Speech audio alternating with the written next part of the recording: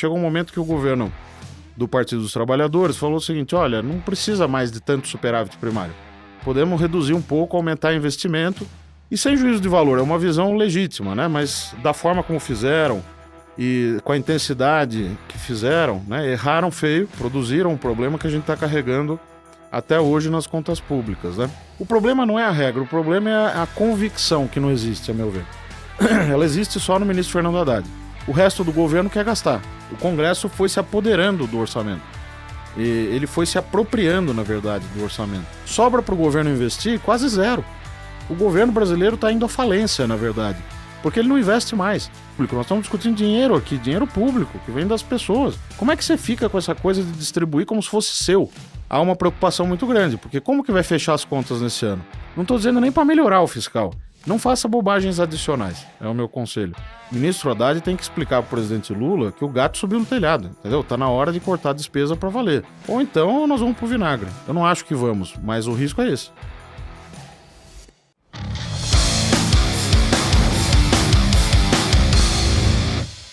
Sim, tá começando mais um Market Maker. Seja muito bem-vindo ao podcast da Família Investidora Brasileira. Eu sou Thiago Salomão, um dos apresentadores e fundadores desse podcast que cresce muito e quer crescer ainda mais nesse ano de 2025. Hoje o tema é economia. Vamos falar com um dos maiores especialistas do Brasil em contas públicas. Foi muito pedido pelos nossos assinantes do M3 Club, então prepara papel e caneta que hoje vai ser um daqueles episódios com cara de aula, aqueles episódios que deveriam ser até cobrado ingresso de tão bom que vai ser, já gerando expectativa aí, Felipe, então não, mas eu espero que a gente atenda, mas com certeza vai atender. Lembrando que Market Makers não é só podcast, temos a nossa newsletter, que a gente escreve toda semana, é só você deixar o seu melhor e-mail lá no mmakers.com.br, você recebe os nossos insights, e também somos Fraternidade de Investimentos, o M3 Club, nosso grande grupo de investidores, vai reabrir para novos membros, já tem data, 24 de fevereiro, save the date, a gente vai reabrir o M3 Club, mas tem um aviso bem importante sobre isso. A gente tem vagas limitadas e a gente só vai anunciar, primeiramente, para quem está na lista de espera, quem não conseguiu entrar na abertura anterior, ou quem já entrou na lista de espera agora, a gente vai avisar primeiro lá. Então, o link está aqui na descrição do vídeo ou do podcast, que se você estiver ouvindo por uma plataforma de streaming, é só deixar seu melhor contato lá e você vai ser avisado. A gente tem vagas limitadas porque o nosso serviço é focado para poucos, porém muito interessados investidores. Então a gente quer entregar algo de qualidade, não dá para entregar para muita gente ao mesmo tempo. Então aproveite essas vagas, porque se já forem preenchidas todas as vagas da lista de espera, a gente nem vai abrir para todo mundo.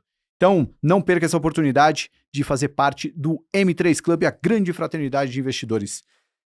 Bom, nosso convidado, já dei um spoiler aí, um dos maiores especialistas de contas públicas é o Felipe Salto. A gente vai ter um papo hoje, a gente já falou muito sobre a situação econômica do Brasil, então a gente vai dar um passo atrás hoje, conversar um pouco sobre a origem e a evolução, né, desse grande problema no Brasil hoje, quando a gente fala de orçamento engessado, quando a gente fala de déficit fiscal.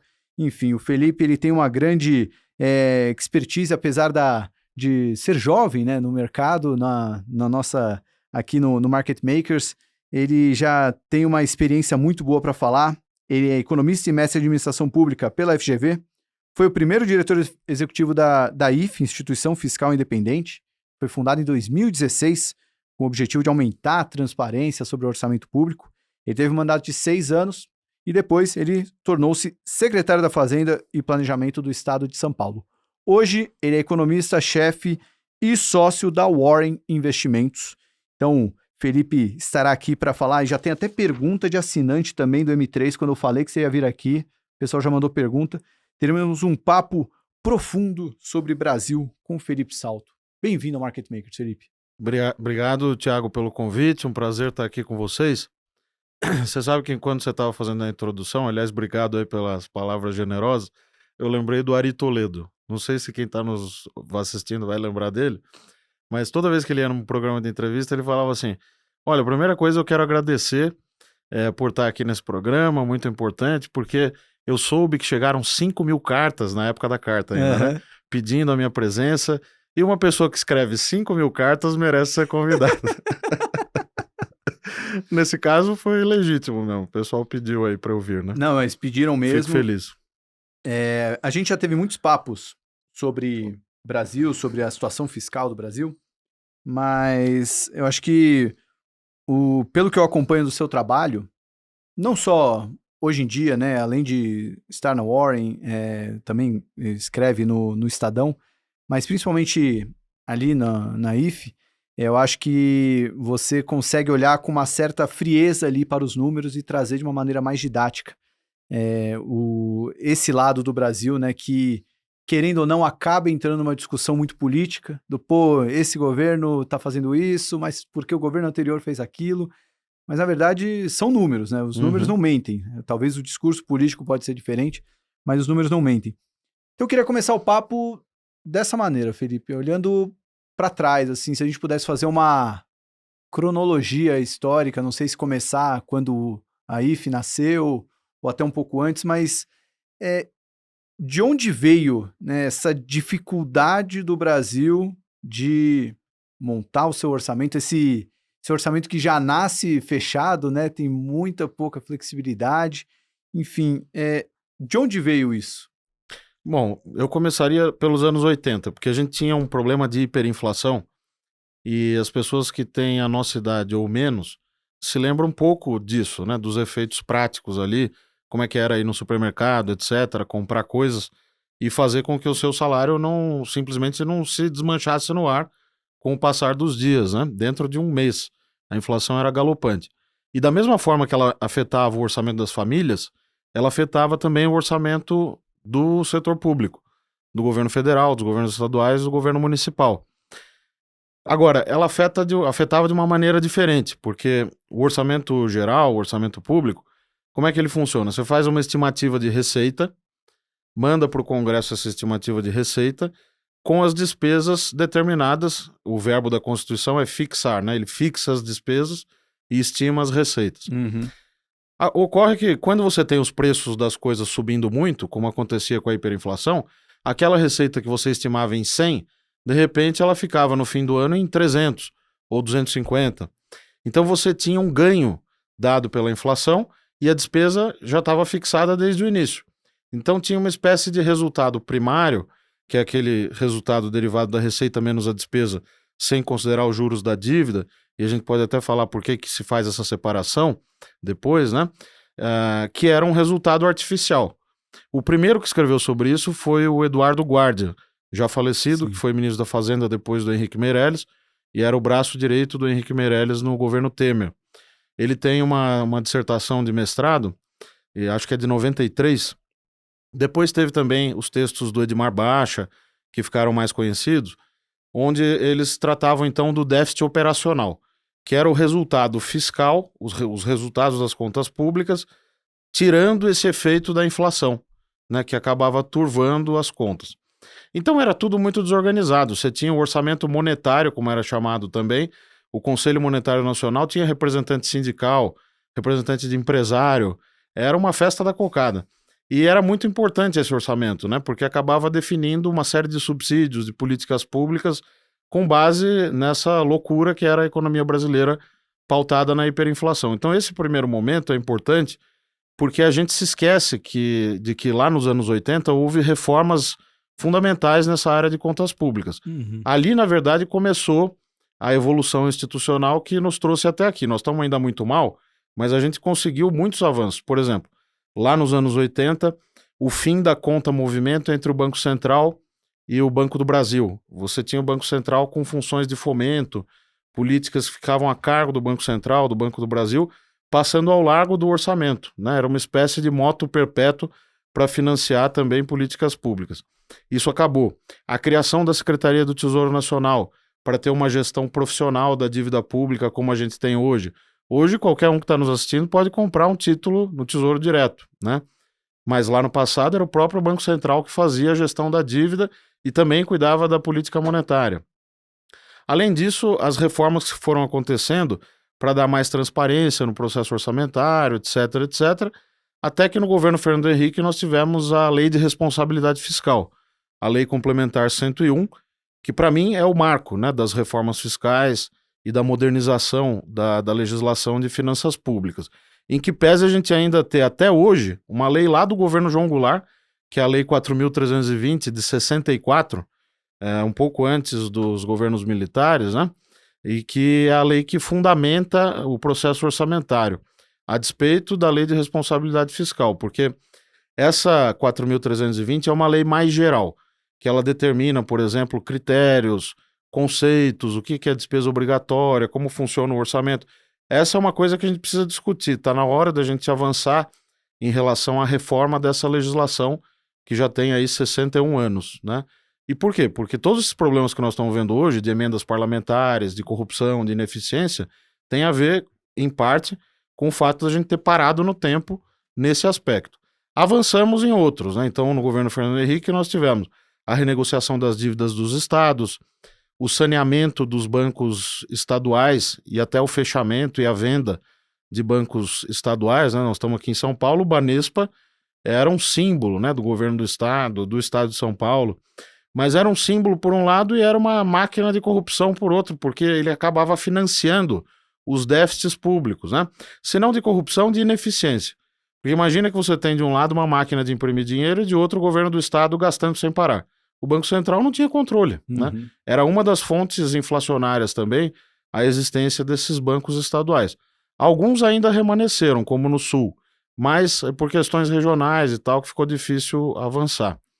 E depois da Lei de Responsabilidade Fiscal, que organizou as contas públicas, colocou metas, isso tudo que a gente discute hoje, de metas fiscais anuais, de dinâmica da dívida, tudo foi plantado na Constituição de 88. O José Serra foi o comandante ali do capítulo de Finanças, Orçamento e Tributação. Tive a honra de trabalhar com ele em 2015, 2016, né? E ele fez um trabalho fantástico, porque ele reunia na assessoria direta dele, nesse período aí da Constituinte, 87, 88, Maílson da Nóbrega, Pedro Parente, André Calab, uma série de especialistas, Roberto Afonso, uma série de especialistas que depois se notabilizaram. Então, teve essa sementinha plantada na Constituinte e depois a Lei de Responsabilidade Fiscal. Essas coisas ajudaram a organizar muito bem as contas públicas, né? O ministro Pedro Malan, em 98, 99, negociou com a FMI a adoção de uma meta de resultado primário. Na época, a nossa dívida ainda estava muito na mão de estrangeiros, né? Uma dívida pública externa muito elevada, então o FMI tinha mais ingerência nesses debates internos. Foi positivo, porque nós acabamos fixando uma meta de resultado primário, com vistas a uma trajetória de estabilização e redução da relação dívida pública sobre o produto interno bruto, sobre o PIB, e deu certo, né? Porque o governo que veio depois, o governo Lula I, manteve essas diretrizes. Então nós tivemos um período áureo das contas públicas, né? Tudo bem que a economia também cresceu mais por causa de commodities, né? Formalização no mercado de trabalho, bônus demográfico, uma série de IPOs que aconteceram naquele período também e que levaram a um aumento da arrecadação, mas essas reformas ajudaram a estancar aquela sangria e dar uma certa normalidade para as contas públicas brasileiras. Até que veio a era da contabilidade criativa, né? Que aí é um segundo capítulo, talvez terceiro, né? Porque teve lá os anos 80, depois as reformas, e depois essa deterioração, porque chegou um momento que o governo do Partido dos Trabalhadores falou o seguinte: olha, não precisa mais de tanto superávit primário. Podemos reduzir um pouco, aumentar investimento, e sem juízo de valor, é uma visão legítima, né? Mas da forma como fizeram e com a intensidade que fizeram, né? Erraram feio e carregaram até hoje, produziram um problema que a gente está carregando até hoje nas contas públicas, né? Acho que esse é o resumo um pouco da ópera. Queria entrar mais nessa contabilidade criativa, exatamente em qual momento do governo do PT, se foi no Lula, no próprio Lula 1, no Lula 2, no Dilma 1, quando é que começou de fato a afetar, né, o nosso orçamento? Eu acho que o ovo da serpente foi posto em 2008, que já é segundo o governo Lula, né? Sim. Por quê? Porque quando pega 2008, eu estava começando a trabalhar na Tendências Consultoria como estagiário, depois fui efetivado no final desse ano de 2008. E eu já atuava em contas públicas. Na faculdade eu já tinha, na FGV, me enfronhado nisso e tal, e na Tendências, na vida tem que ter sorte também, né? O analista sênior lá que precisava de estagiário, era justamente dentro da área de macroeconomia, o que cobria contas públicas. E tinha lá também o ex-ministro Mailson da Nóbrega, que era muito Uhum. generoso, né? Enfim, eu comecei a estudar esses temas, já comecei a ser colocado para falar com cliente, com jornalista, fazer conta, tudo isso, e olhava no detalhe, né? Porque eu olhava só isso, só contas públicas. E o que a gente começou a perceber é que havia um movimento ali, tanto por meio do BNDES, quanto por meio de aquilo que foi conhecido como descontos contábeis na meta de resultado primário, que começaram a distorcer a meta fiscal. Tudo começou com uma ideia boa, né, que era o projeto piloto de investimentos. Olha, vamos pegar um pedacinho do orçamento, 0,01% do PIB, e vamos permitir que esse valor seja descontado da meta fiscal. Por quê? Porque o investimento é uma coisa nobre, que tem um multiplicador elevado, vai gerar crescimento econômico. Tá bom. Só que esse 0,01 foi crescendo, crescendo, crescendo. Várias despesas foram sendo colocadas nesse guarda-chuva do abatimento. E por que é ruim o abatimento? Porque eu falo que vou fazer um superávit de 100. Só que nesse superávit tem uma receita menos uma despesa. Aí eu tenho um monte de despesas que eu fiz e tiro da conta, né? É um desconto contábil por conta de uma bênção que eu recebi para fazer investimento. Só que nem tudo era bom, nem tudo era investimento, e até desoneração tributária acabou sendo incluído na fase final dessa maluquice, né? Para não chamar de outra coisa, nesses descontos da meta de resultado primário. Quando começou isso, eu lembro que em 2009 eu escrevi um artigo com o Mailson no Estadão, chamava Contabilidade Criativa Turva a Meta Fiscal. Nunca esqueço, porque foi o primeiro artigo que eu publiquei relevante, assim, na imprensa, tudo, né? E a gente denunciava isso, falava, olha, o resultado primário ainda está bom, a gente tem uma dívida que está controlada, mas cuidado, porque o uso desses subterfúgios vai levar a uma trajetória de dívida ruim, ela vai começar a crescer, você vai perder a força do instrumento que você tem, que é a meta fiscal. Uhum. E aconteceu isso, né? Porque eles foram usando desses instrumentos 2009, 2010, depois o BNDES recebeu 500 bilhões aproximadamente de funding com o aumento da dívida pública, passando ao largo do orçamento geral, sem autorização do Congresso. E aí o que acontecia? O BNDES, cheio de dinheiro, ele emprestava para as empresas, a juros de 3%, por exemplo, no Programa de Sustentação de Investimento, o Sim. PSI, e tinha, portanto, um subsídio implícito ali e um subsídio explícito, que juntos era uma conta gigantesca. E só um pedaço disso aparecia no orçamento e na execução orçamentária. De outro lado, o banco fazia mais operações, tinha mais receita, pagava mais dividendos pro Tesouro, e acabava então aparecendo uma outra contabilidade criativa, que era receita de dividendo e despesa de subsídio subestimada. E isso foi o fim, né? A meu ver, até pior do que as pedaladas fiscais, que são o episódio mais conhecido dessa era da contabilidade criativa. Como é que foi a repercussão na época desse artigo? Não só em relação ao governo, não sei a reação, mas até como é que era o clima no mercado, entre os economistas? Já era percebido que isso poderia dar um grande problema? Ou, sei lá, naquele momento que as coisas estavam dando certo, ninguém estava dando muita atenção para isso? Como é que foi essa repercussão?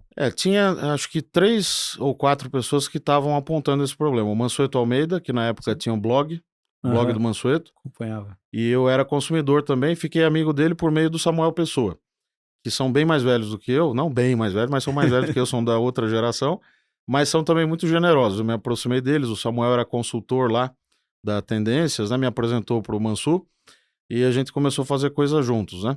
Mas ele era um dos que primeiro denunciou. Os jornalistas foram importantes também, o Ribamar Oliveira, já falecido, né? Faleceu de Covid. É fantástico o Ribamar. Eu considerava ele um par, não considerava somente jornalista, né? Porque ele também analisava, Uhum. descobria as coisas e tal. A Adriana Fernandes também, nesse campo aí de jornalistas. E o Alexandre Schwartzman, que é mais polêmico, mas ele Uhum. também já apontava o dedo nessa época.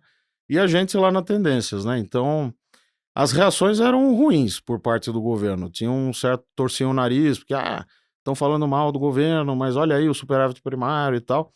Mas a gente estava alertando para uma coisa que ia se tornar um problema, como de fato se tornou, né? Uhum.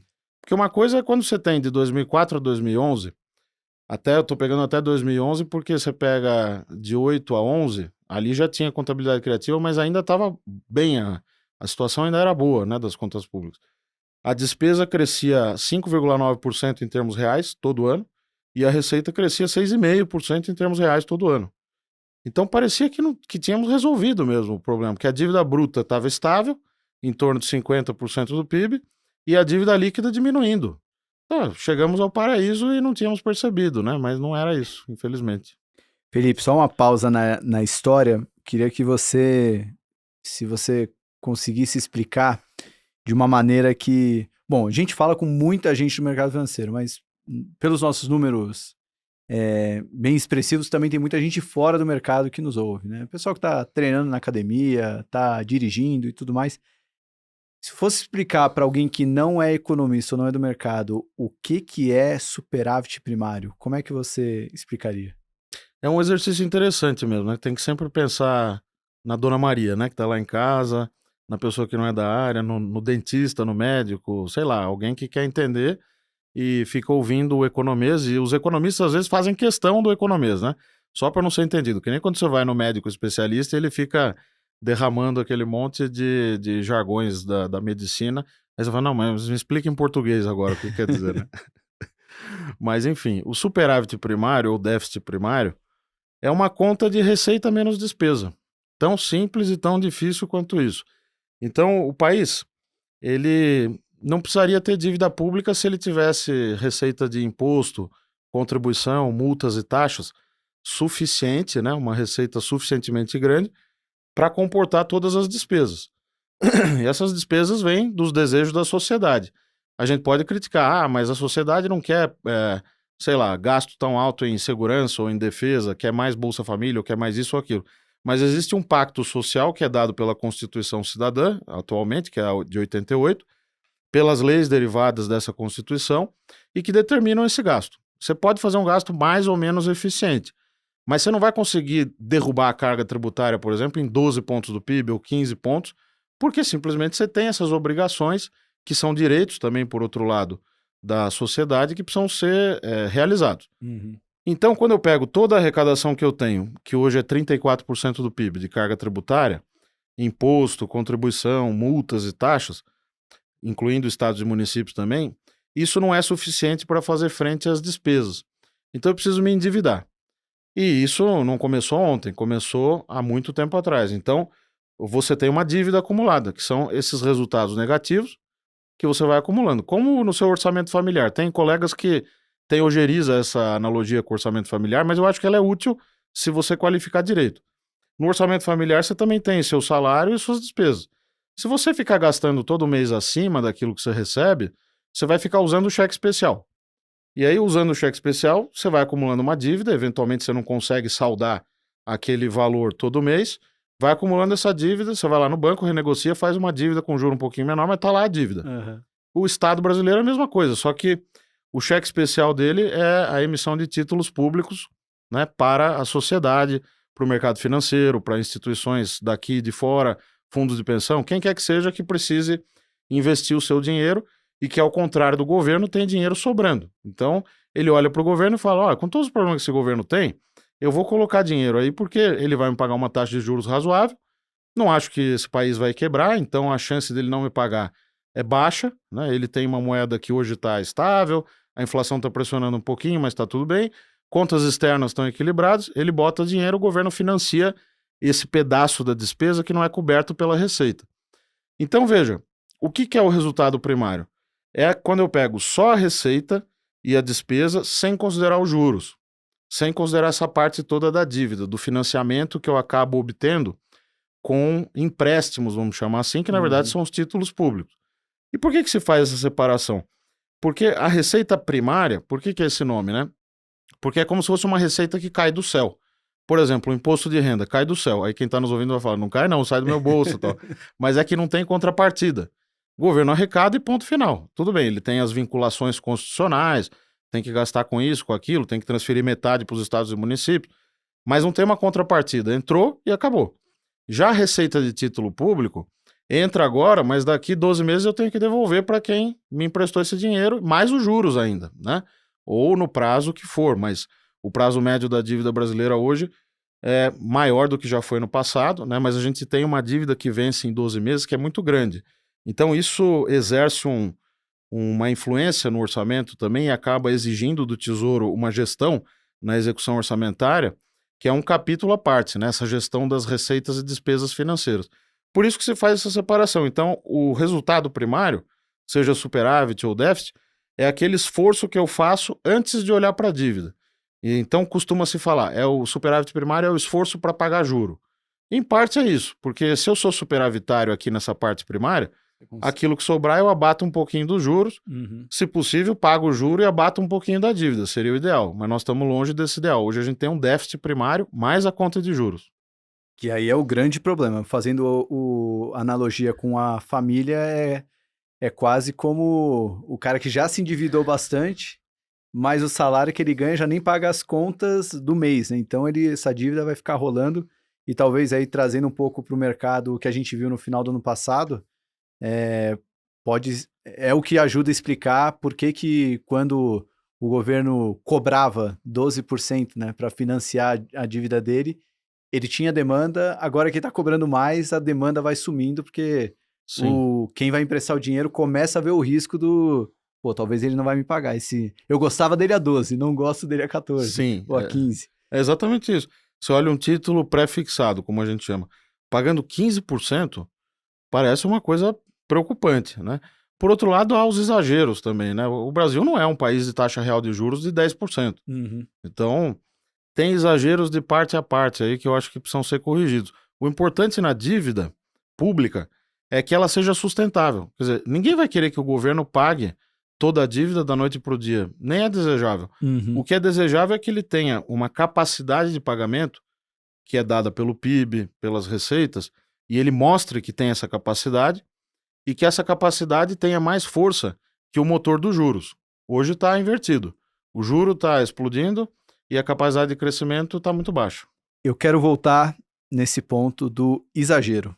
Mas antes eu queria continuar a cronologia, porque você parou ali no Lula 2 e entrar no Dilma 1, e aí vai chegando perto do nascimento da teto de gastos, né? Não, e também da instituição fiscal independente, que foi justamente para dar mais luz a esse debate, né?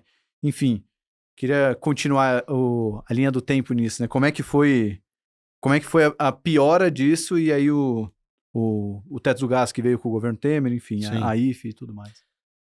É importante você perguntar isso, eu até agradeço, porque é uma coisa que eu tenho orgulho na minha vida, ter participado da criação, da fundação da Instituição Fiscal Independente. Eu tinha 29 anos quando eu tomei posse como diretor executivo, e graças à confiança do José Serra, porque ele era senador na época, e quando o presidente Michel Temer assumiu, ele foi convidado para ser o chanceler no governo dele. Eu trabalhei um período curto com o senador Zé Aníbal também, figura também muito grandiosa e importante, né, no cenário político brasileiro, os dois. E aí o Serra me liga um dia e fala assim: Felipe, olha, eu acabei de te indicar para o presidente Renan Calheiros, que era o presidente do Senado e do Congresso na época, né? Isso foi mais ou menos meados de 2016. Aí eu falei: mas indicado para quê, senador? Ministro, né? Na época ele já era chanceler. Aí, não, para a Instituição Fiscal Independente, porque ele fez o projeto, era uma ideia do Serra, ele mandou um assessor dele, o Leonardo Ribeiro, que era um servidor lá do Senado, para fazer um curso em Viena, da OCDE, para estudar como são esses fiscal councils, né, esses conselhos fiscais ao redor do mundo. Eles surgiram, são conhecidos como watchdogs também, né, porque são cães de guarda das contas públicas. Eles surgiram principalmente em resposta à crise financeira de 2008 e 2009, quando você teve ali também, na raiz do problema, uma questão fiscal também e financeira importante. E aí o Serra falou: não, nós temos que ter isso no Brasil. Ele estava assumindo o mandato, propôs, aprovou, né? Teve vários percalços aí para aprovar. Ele tinha proposto primeiro uma proposta de emenda à Constituição, uma PEC, né? E a PEC acabou não prosperando porque teve uma oposição na época da esquerda que dizia que ia criar mais um órgão. Imagina, né? Uma coisa contraditória, mas eu lembro do discurso, por exemplo, com todo respeito a ele, né, do ex-governador Requião, que era senador na época, Roberto Requião, e ele falando para o Serra lá no plenário: porque isso vai ser um cabide de emprego, é para colocar gente. Imagina que o Serra ia criar um negócio para pôr gente, né? E, enfim, daí quase que a IFE não foi aprovada. Mas o presidente Renan, ele retirou de pauta essa PEC. Aí eles deixaram passar um tempo e reformularam como um projeto de resolução do Senado. Foi uma estratégia muito boa, porque apesar de ser um instrumento mais frágil, só precisa passar pelo Senado, e era uma forma de você ter um projeto piloto também, né? E aí o que que se fez? Aprovou-se essa resolução no Senado, virou lei, aí foi criada, começo de 2016. Aí ficou lá, o projeto virou resolução, virou lei e tal. Quando o Serra foi pro Itamaraty, daí algo despertou na cabeça dele, a situação fiscal estava piorando, tudo. E aí que ele, nesse contexto, que ele me indica pro presidente Renan, e eu aceitei o desafio, fui sabatinado. É um processo similar ao que acontece com os candidatos a diretor do Banco Central, a sabatina lá no Senado, né? No meu caso, para diretor executivo, é na comissão diretora do Senado. Aí tem um segundo diretor, que é na Comissão de Economia, a CAI, Comissão de Assuntos Econômicos, e o terceiro, que é na comissão, hoje chama-se Comissão de Transparência e Fiscalização. Então a IFE é dirigida por um colegiado. É um modelo que foi copiado do Office for Budget Responsibility, lá do Reino Unido, que também é um modelo mais enxuto, por exemplo, que o CBO, o Congressional Budget Office, que é o dos Estados Unidos, que tem 250 pessoas, é uma coisa mais ampla, funciona como consultoria do Congresso também. Aqui a gente já tem as consultorias. Tem consultoria de orçamento, consultoria legislativa, então a IFE só faz as funções de watchdog, de produzir informações para jogar luz nas contas públicas e estabelecer um contraponto com o executivo.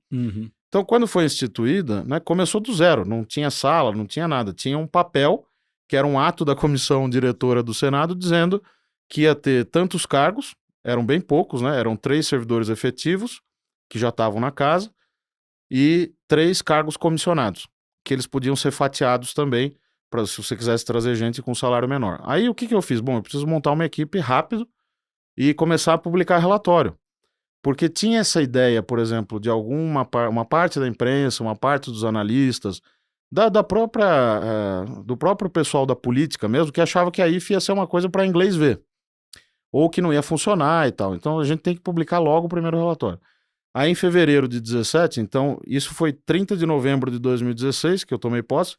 Aí no 1º ou 2º de fevereiro, dia 2 de fevereiro, a gente, de 17, né, nós publicamos o primeiro relatório de acompanhamento fiscal, que existe até hoje. E eu lembro que nós fizemos uma coletiva à imprensa, na época eu já tinha bom contato com os jornalistas, mobilizei todo mundo. Eu fazia tudo na IFE, né, todos que estavam ali comigo também, a gente jogava em todas as posições. E eu lembro que o primeiro relatório a gente ficou até às 7 da manhã para terminar, porque eu quis revisar todas as linhas para não ter nenhum erro, inclusive de português, né. Então esse primeiro relatório, eu não enquadrei ele ainda, mas eu tenho ele lá guardado bonitinho para fazer isso. Mas eu contei toda essa história porque essa criação da IFE ela aconteceu num contexto em que o teto de gastos também surgiu, né? Que o presidente Temer assumiu, as contas públicas já estavam em frangalhos. Aí, o que ele pensou junto com o ministro Meirelles, e o Marcos Mendes teve um papel importante nisso, né? Que era chefe da assessoria especial dele. Não, vamos fazer uma regra fiscal que controle o problema ali na raiz. Se é o gasto que está aumentando, vamos obrigar que o gasto não cresça mais, ou que só cresça pela inflação. O que é uma ideia boa, mas precisa combinar com os russos, né? Porque a Constituição também manda que o abono salarial cresça mais que a inflação, aí tem o salário mínimo, que serve de indexador para um monte de coisa, tinha a Previdência, que hoje ainda é um problema, mas na época era ainda um problema maior, porque ainda não tinha acontecido a reforma, os gastos de pessoal, tudo isso. A aprovação do teto, então, foi nesse mesmo momento em que foi aprovada a IFE. Foram reformas institucionais que eu vejo como respostas do Executivo e do Legislativo a esse período de deterioração das contas públicas. Depois disso, você teve algumas modernizações da regra fiscal. O ministro Paulo Guedes, quando assumiu, eu lembro que ele apresentou 3 PECs, propostas de emenda à Constituição. A PEC emergencial, a PEC dos fundos públicos, que era para desvincular, e a PEC do Pacto Federativo para resolver ou tentar equacionar o problema das finanças estaduais e municipais também, não só da União. Eu tenho um artigo na Folha de São Paulo que a gente elogia, junto com o Josué Pellegrini, que está comigo também na Warren, também trabalhou comigo na Secretaria da Fazenda, é um craque também, né? E a gente fez esse artigo, eu lembro bem, elogiando essas 3 iniciativas. O problema é que aí veio a pandemia, teve uma série de coisas no meio do caminho, e o teto começou a bater pino, o teto de gastos criado lá pelo presidente Temer. E o ministro Paulo Guedes deu uma entrevista, acho que foi para a Folha ou para o Globo, precisa checar, mas foi mais ou menos nesse período, em que ele falou o seguinte: essa regra que eu recebi é impraticável, que ela não para de pé, eu não vou conseguir cumprir. E ele estava certo, porque ele ia ter que mandar o orçamento para 2020, você manda no ano anterior, para o Congresso, e as contas estavam mostrando que ia romper o teto de gastos. Então ele precisou alterar o teto, né? Depois a pandemia acabou exacerbando isso, eles fizeram o orçamento de guerra, etc. Uhum. E aí o novo arcabouço fiscal, que é o capítulo mais recente, agora já com o governo Lula 3, eu vejo como um avanço, né? Vários colegas que eu citei aqui não pensam igual, mas são mais pessimistas nesse aspecto. Mas o novo arcabouço, ele bebe das duas fontes, da lei de responsabilidade fiscal e daquela lógica do Malan lá no governo Fernando Henrique das metas de primário. Então você tem metas de resultado primário, mas tem também um limite de gastos. Só que é um limite mais brando. Ele caminha de acordo com a receita. Eu acho que o pessimismo da turma que você falou, acho que vai justamente nesse lado do controle dos gastos, né? Que é quase como os gastos, se as coisas derem certo no Brasil, pode ser que os gastos cresçam muito mais e possa gerar até um problema maior no futuro. Mas já que a gente chegou aqui, queria que você falasse então um pouquinho mais porque seria até um bom contraponto, né? O quanto que faz sentido nas críticas ou o quanto que pode ter um certo exagero ali, assim, perguntando para você, porque você tem total propriedade pelo tempo de vida, não só estudando, mas acompanhando as contas públicas. Sim. Eu vejo da seguinte forma: a regra não é o problema. A gente é bom de fazer uma regra. Escrever uma legislação, a gente é ótimo, com incisos detalhados, alíneas, é perfeito. Você vai ver a lei de responsabilidade fiscal, é maravilhosa, é inspirada na época nas experiências internacionais. Teve consultoria da Teresa Terminacian, que era a chefona lá do FMI, nessa área de assuntos fiscais. O novo arcabouço fiscal, que alguns não gostam, também é uma regra bem feita, tem mais flexibilidade, mas a própria literatura de regras fiscais da segunda geração, a primeira geração foi aquela do limite da dívida, basicamente. Então, a Europa, os Estados Unidos, os Estados Unidos, inclusive, a regra não foi alterada em quase nada desde que foi criada, que é aquele limite fixo e que, se você ultrapassa, é o shutdown, paralisa a máquina Sim. pública, aí tem que ter autorização. Outro dia eu estava vendo o gráfico de autorizações que o executivo precisou pedir para o Congresso. É impressionante, assim, uma infinidade de vezes, inúmeras vezes que precisou pedir essa alteração. Por quê? Porque essa regra de primeira geração, ela tinha a ver com uma coisa mais rígida, né? Olha, temos que controlar a dívida, como o teto de gastos também. Então vamos colocar um ceiling aqui, um cap, um limite que não pode ser ultrapassado. Nas discussões da segunda geração, aí você começa a envolver, por exemplo, variáveis como ciclo de atividade econômica, porque quando você está na alta do ciclo, a receita sobe, você faz resultado primário maior. Então há quem advogue por uma regra de resultado primário ajustado pelo ciclo. O resultado recorrente, que desconta os eventos atípicos, né? Receitas e despesas que acontecem uma vez e depois não acontecem mais. E regras como o novo arcabouço, que combinam várias coisas. O problema não é a regra, o problema é a convicção que não existe, a meu ver. Ela existe só no ministro Fernando Haddad. O resto do governo quer gastar. Essa que é a verdade. E eu falo isso com tranquilidade, porque da mesma forma que eu elogio aquilo que eu acho bom, eu critico também o que eu acho ruim. O ministro Haddad tem feito um esforço hercúleo ali para aprovar medidas do lado da arrecadação. A arrecadação terminou ano passado crescendo provavelmente ao redor de 9% acima da inflação. Só que a despesa terminou crescendo em torno de 4% a 5%. Tem a questão dos precatórios, né? Que foram pagos em 2023, que turvam a base. Mesmo se você fizer esses ajustes, ainda assim a despesa cresce bastante, mas cresce um pouco abaixo da receita em 2024.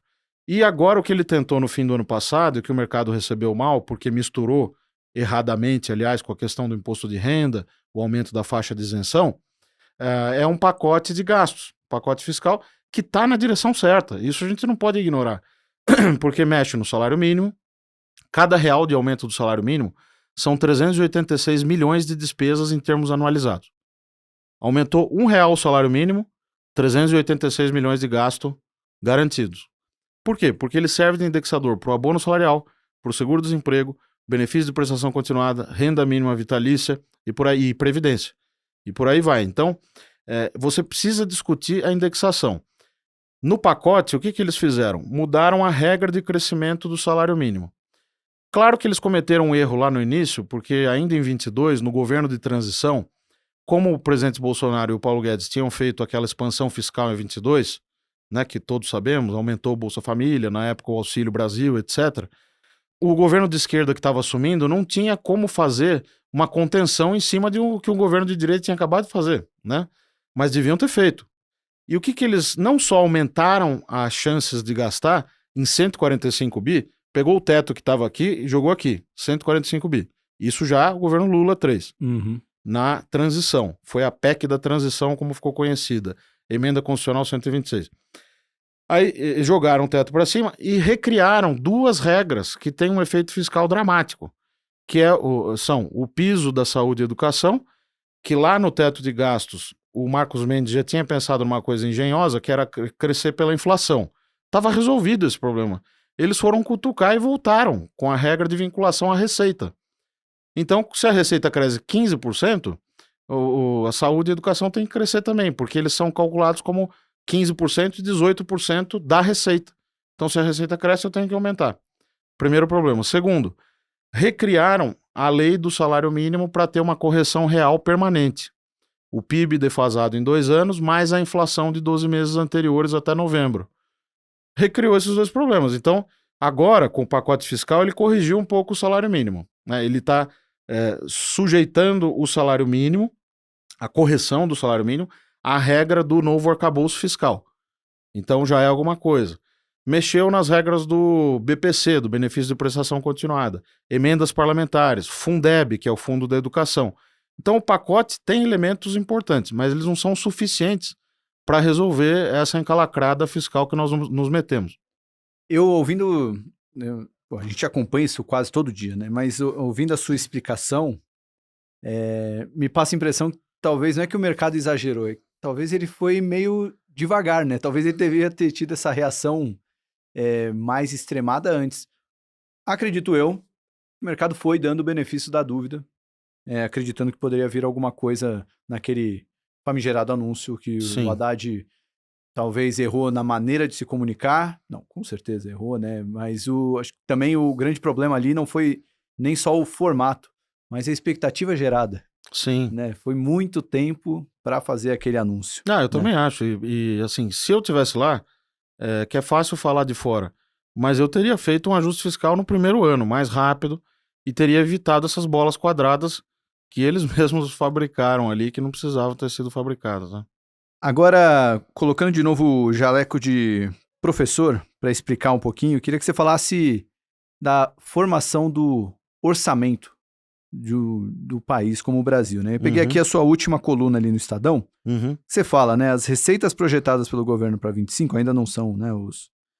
Mas as receitas projetadas são de 2 trilhões 349 bilhões, as despesas obrigatórias 2 trilhões 128 bilhões, e aí excluindo-se os precatórios, que podem ser executados por fora das regras fiscais, conforme a decisão do STF, a meta fiscal é 0, mas a banda inferior é de 31 bilhões, assim há espaço para despesas discricionárias, que seria a diferença desses dois, de 252 bilhões. Mas a proposta orçamentária prevê 217. Aí você até fala, o leitor já percebeu que esses números levariam a um ligeiro superávit, né, que tem essa gordurinha. O problema, entretanto, é que as receitas estão infladas. Há pelo menos 67 bilhões em arrecadação a mais em relação às nossas estimativas aqui na Warren para 2025. Enfim, queria saber um pouco aqui da sua avaliação para o orçamento, mas também já aproveitar e explicar como é que é feita essa composição e, no final do dia, né, a gente vê que o que sobra em relação ao que arrecada é bem uma parcela ínfima, né? Teve um processo de involução no processo orçamentário em paralelo a essa historinha que a gente estava contando aqui, que tem a ver com o legislativo, né? Eu falo isso e é difícil porque os parlamentares muitas vezes têm um poder enorme, né, para tratar desses temas fiscais e ficam isolados naquela bolha que virou Brasília. O ministro saudoso Delfim Neto que falava isso, né? Que Brasília era uma bolha. Porque você fica distante da sociedade, a prestação de contas está longe, né? Hoje, com os meios de comunicação tendo avançado, menos. Mas ainda assim eles se sentem os reis da cocada preta. E cada parlamentar hoje é dono de um orçamento. Isso é uma loucura. Porque esse processo que aconteceu em paralelo a essa evolução das regras fiscais, as correções que foram ocorrendo também de acordo com os resultados das contas públicas, é uma história ruim, porque o Congresso foi se apoderando do orçamento. E ele foi se apropriando, na verdade, do orçamento. Em 2015, as chamadas emendas impositivas, eles criaram carimbos. Então, se o deputado Tiago ou o deputado Felipe, de São Paulo, tem lá a sua verba de emendas individuais, agora eles não têm mais só a verba de emendas individuais. Eles têm a garantia que isso vai ser um percentual da receita, tem esse carimbo na Constituição, e ninguém vai poder contingenciar. Contingenciar é esse verbo estranho que os especialistas em contas públicas usam, mas que agora, na volta do recesso parlamentar, a gente vai ver nos jornais, até no Jornal Nacional, porque vão falar do contingenciamento, que o governo tem que cortar, na verdade, despesas que estavam programadas na proposta orçamentária. Como o Congresso foi ampliando os tentáculos nessa parte que era não obrigatória do orçamento, a obrigatória é salário, benefício social, despesas que estão, de alguma forma, carimbadas na Constituição, saúde, educação e tal, e as discricionárias são aquelas que não são obrigatórias. Esse percentual era maior no passado, né? Ele está cada vez menor. Porque quando você olha hoje, você fala 250 bi no orçamento de despesa discricionária, 250 bi em valores absolutos é dinheiro, né? Mas nós estamos falando de um orçamento 10 vezes maior do que esse, nos números que você mostrou aí do artigo, né? Sem considerar a conta de juro, amortização da dívida, que é uma outra história, que você não tem muito como escapar, por isso que a gente olha mais o primário para fazer essas análises, né? E nesse percentual de discricionárias, nesse bolo de discricionárias, o Congresso tinha menos de 1%, na verdade menos de 0,5%, se pegar 15 anos atrás. Menos de 0,5%. Hoje ele tem 24,2%. Então quando eu pego esse bolo de despesas, eu já tenho que dar 50 bi para o Congresso, aí 30 bi para saúde e educação, porque tem um pedaço da obrigatória que eu acabo tendo que executar dentro desse orçamento cada vez menor da discricionária. Tem os gastos com bolsa de pesquisa, CNPq, que são gastos importantes, passaportes, tudo que você imaginar que é para o funcionamento do Estado e não é obrigatório, está aí dentro. Sobra para o governo investir quase zero. O governo brasileiro está indo à falência, na verdade, porque ele não investe mais. E outra, não tem capacidade de investir, porque também não consegue mais fazer projeto, não tem uma articulação regional para ver quais são as necessidades, não tem planejamento, porque um outro instrumento que nós temos e que pouco se discute, eu vou aproveitar o seu espaço aqui que é importante para a gente falar isso, é o PPA, o Plano Plurianual, que é uma lei tão importante quanto a lei orçamentária. Só que ela é aprovada no começo de cada governo para 4 anos, né? Então, no final do primeiro ano de cada mandato, você tem que aprovar isso para os seus 3 últimos anos, mais o primeiro do seguinte, para criar uma continuidade. Isso é simplesmente ignorado pelo parlamento. O parlamento só quer saber da discricionária e das emendas que ele tem direito. Então, um país que perdeu essa, digamos assim, civilidade no debate das contas públicas, essa ética pública, a importância do espírito público, nós estamos discutindo dinheiro aqui, dinheiro público, que vem das pessoas.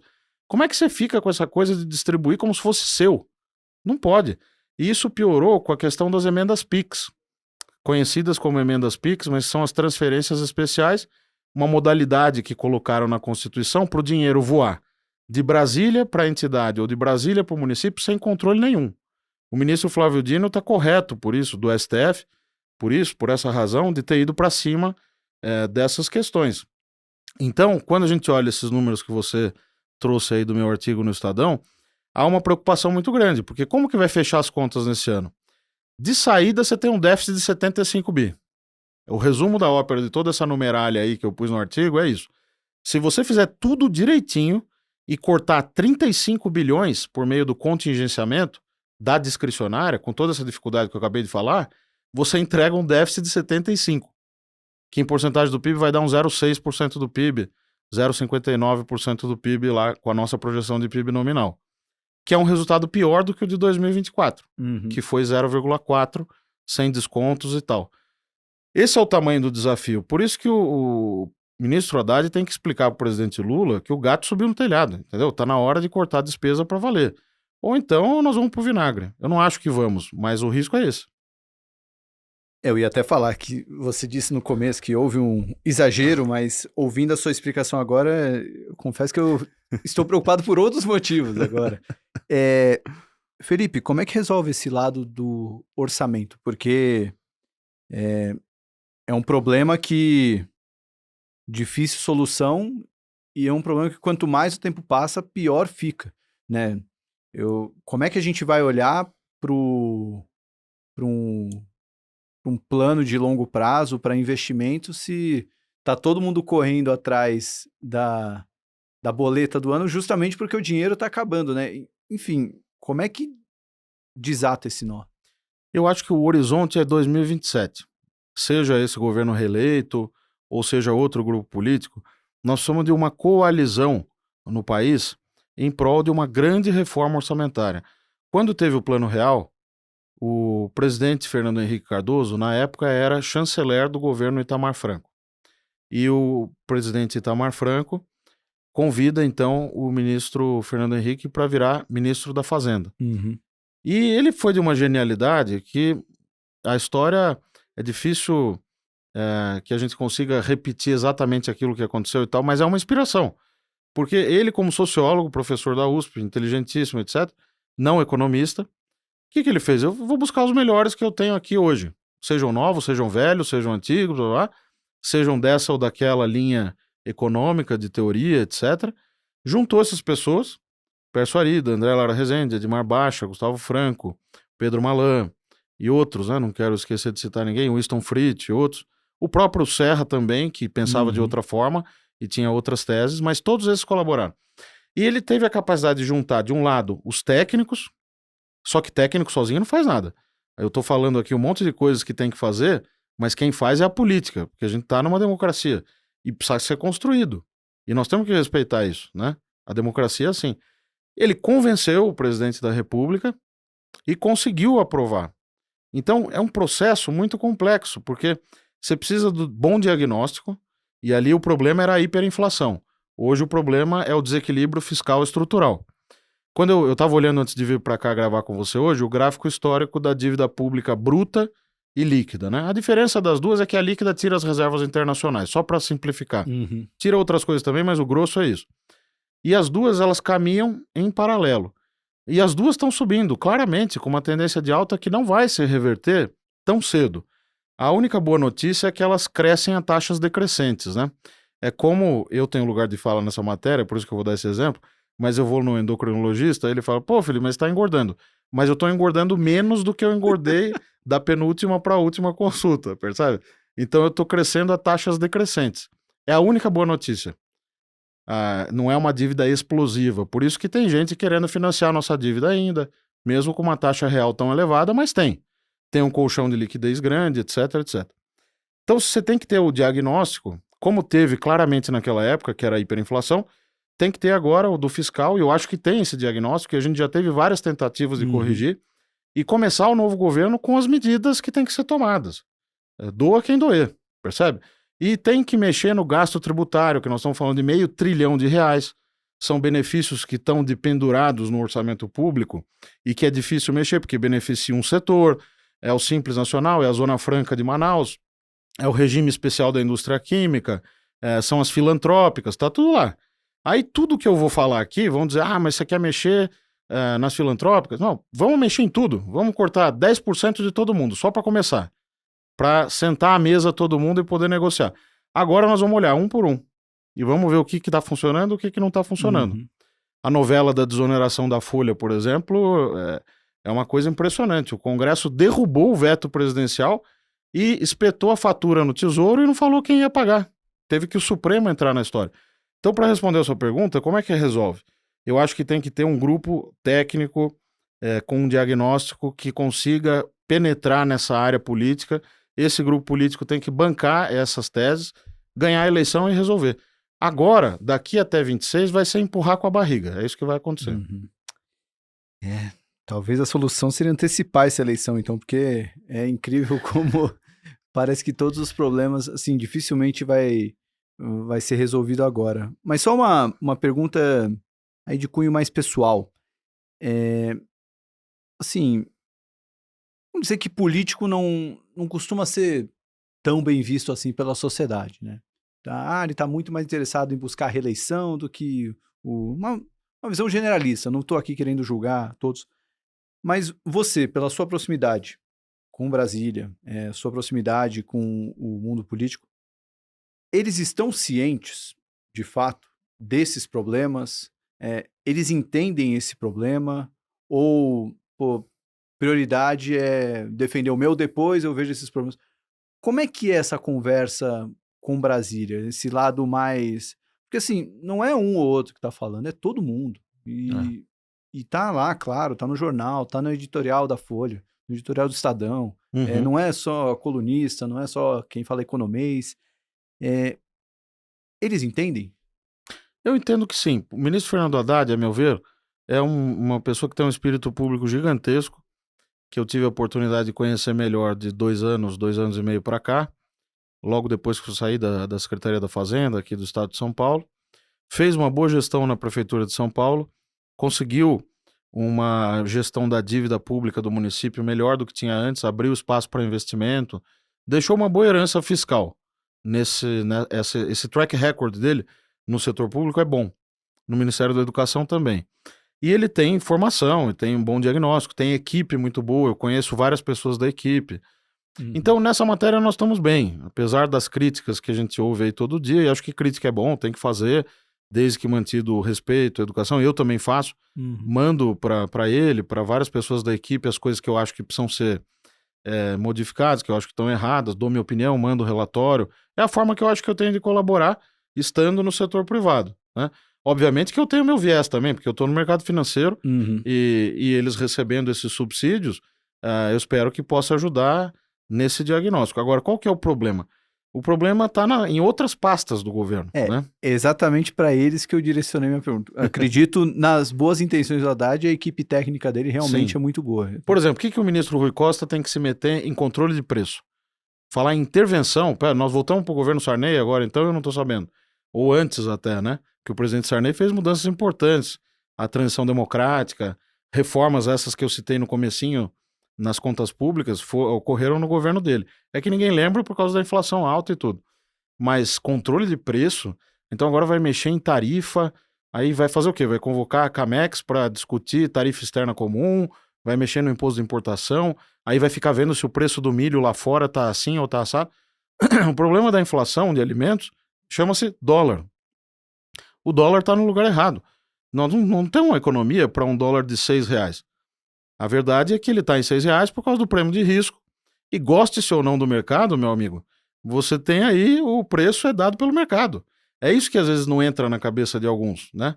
Que você tem oferta e demanda, e o mercado de dólar, a taxa de câmbio, nada mais é do que o preço de uma coisa medido em outra coisa. No caso, o preço do dólar medido em reais. Então, oferta e demanda afetam isso, expectativas afetam isso, os fluxos internacionais, os investimentos, a balança comercial, a expectativa com relação àquele país que tem o monopólio da emissão dessa moeda também, a questão fiscal, tudo. E aí vem o ministro da Casa Civil, que não tem nada a ver com o peixe, ou seja, se é para alguém falar de controle de preço, seria a Fazenda, a economia, não a Casa Civil. De repente tira isso da cachola, gera uma confusão, como fizeram também ao empurrar no pacote fiscal do ano passado aquela coisa da faixa de isenção até R$5 mil no imposto de renda. Sem entrar no mérito, mas só para dar um número, ela custa 46 bilhões de reais pela nossa conta. Por isso que o mercado reagiu mal. Aí eu dou razão. Porque você vai arranjar aonde 46 bilhões? Nós vamos tributar o andar de cima. Legal, como? Qual a alíquota? Vai ter tributação de distribuição de lucros e dividendos? Como é que você vai fazer isso? Então, quando você joga as ideias assim sem pensar muito e passando por cima da área econômica, é aí que me preocupa. Eu acho que é aí que é o ponto fraco desse governo. Quando o presidente Lula fortalece o Haddad, você vê que as coisas melhoram. A agenda dele, é o que eu falei no meu texto recente para o UOL também, a agenda dele precisa ser fortalecida. Se isso vai na direção errada, do marqueteiro, da Casa Civil, de não sei quem, aí esquece, entendeu? O cenário base, a meu ver, é um cenário em que as coisas não vão degringolar. E a economia teve um primeiro biênio nesse mandato do Lula que foi muito bom. Então, tem uma certa gordura. 2025 vai ser um ano ruim, mas 26 talvez você tenha uma chance de dar uma recuperada. Bom, excelente. Eu vou trazer uma pergunta de um membro do M3 Club, o André Porto, quando muita gente pediu você lá, e quando ele já me lembrou hoje, Salomão, pergunta lá pro Felipe. Pergunta meio longa aqui, eu vou dividir ela em duas partes, tá? Tá. O André perguntou, sabemos que a dívida longa é melhor que a curta e que a dívida fixa é melhor que a móvel. Mas compensa emitir uma dívida a IPCA mais 7,89% em períodos longos com o mercado nesse estresse? Não seria melhor emitir mais LFTs até o mercado voltar a ter uma demanda para dívida longa? LFT seria o Tesouro Selic, né? Minha resposta é sim. Se eu tivesse na gestão do Tesouro, eu não faria essa estratégia que eles estão adotando. Respeito, tem gente lá que está há muito tempo, que tem muita experiência na gestão da dívida pública. Mas veja, o Tesouro está ofertando e sancionando taxas reais de juros, para quem está nos vendo, é a inflação, seja ela qual for, né, para longo prazo. A inflação, seja ela qual for, mais 7 ou 8% quase, né? Se pegar os títulos pré-fixados, 15% nominal, 14%. Isso não existe, quer dizer, você vai turbinar a dívida pública. Porque se você fica pagando juros tão altos e para um prazo tão longo, eu alonguei a dívida, olha que legal, mas sua dívida vai ficar gigantesca, porque a cunha de juros vai aumentar.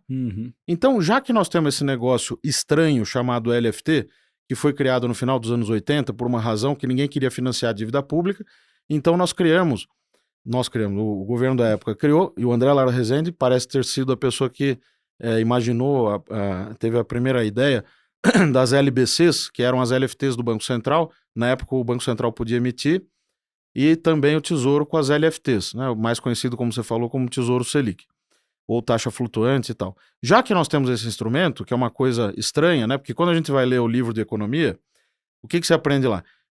O Tesouro, o governo emite um título para se financiar a 100 unidades monetárias e paga uma taxa de juros determinada num prazo determinado.